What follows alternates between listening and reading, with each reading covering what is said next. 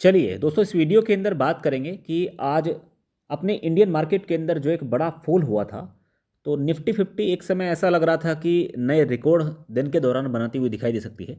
लेकिन उसके बाद में बाजार के अंदर एक संघर्ष बढ़ता चला गया, बाजार लगातार गिरता चला गया और इस गिरावट के पीछे बड़ा कारण था, वो था इंटरनेशनल मार्केट। यानी कि डाउ जोन्स के अंदर दिन के दौरान ही अगर आप डाउ जोन्स के फ्यूचर को देख रहे होंगे तो एक बड़ा फॉल हम लोगों को उस समय देखने को मिल रहा था।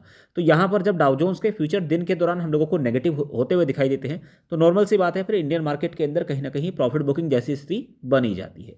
और यही एक बड़ा कारण है कि आज के दिन अगर आप एफ की एक्टिविटी देखें तो यहाँ पर जो डीआईस हैं वो हल्के पॉजिटिव हैं, यानी कि लगभग 104 करोड़ की ही खरीदारी करते हुए दिखाई दिए। इसके उलट अगर आप विदेशी निवेशकों को देखें तो इनकी तरफ से 990 करोड़ की बिकवाली यहाँ पर देखने को मिली है। अब क्वेश्चनिंग ये है कि जिस तरीके से डाउ जोन्स इस समय नेगेटिव हो रहा है, लगभग 217 अंकों की गिरावट इस समय डाउ जोन्स के अंदर बनी हुई है, क्या आगे आने वाले दिनों के अंदर अब हम लोगों को सतर्क यहाँ पर हो जाना चाहिए? क्या बड़ी गिरावट अपने मार्केट के अंदर देखने को मिलेगी या नहीं मिलेगी?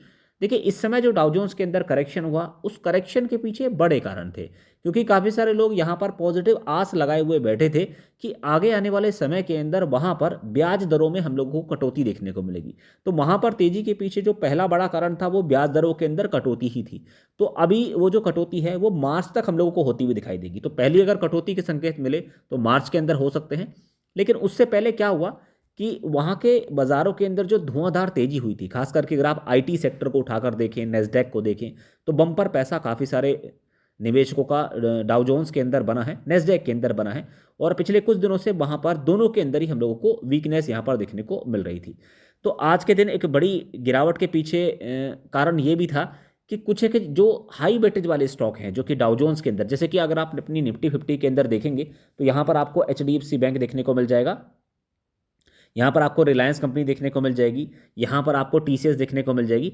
ऐसे ही कुछ हाई वेटेज वाले जो स्टॉक हैं जो कि अमेरिका के अंदर हैं, जैसे कि नेटफ्लिक्स हो गया, तो उसके शेयर के अंदर वहाँ पर बड़ी गिरावट देखने को मिली है। तो ये गिरावट इसलिए हुई है क्योंकि जो रेटिंग एजेंसी है सिटी, उसकी तरफ से डाउनग्रेड जो है कर दिया गया है।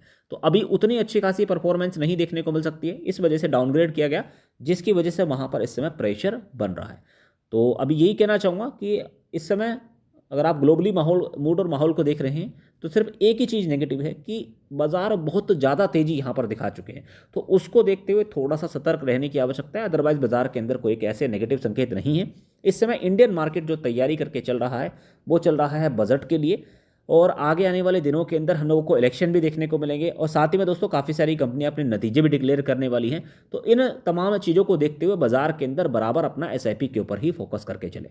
इस समय अगर आप सोच रहे हैं कि बल्क में माल किसी कंपनी के अंदर उठा लें, तो फिलहाल मेरा तो कहना यही है कि इस समय बहुत ही सतर्कता के साथ में बाजार के अंदर काम करने की आवश्यकता है। Thank you so much for watching.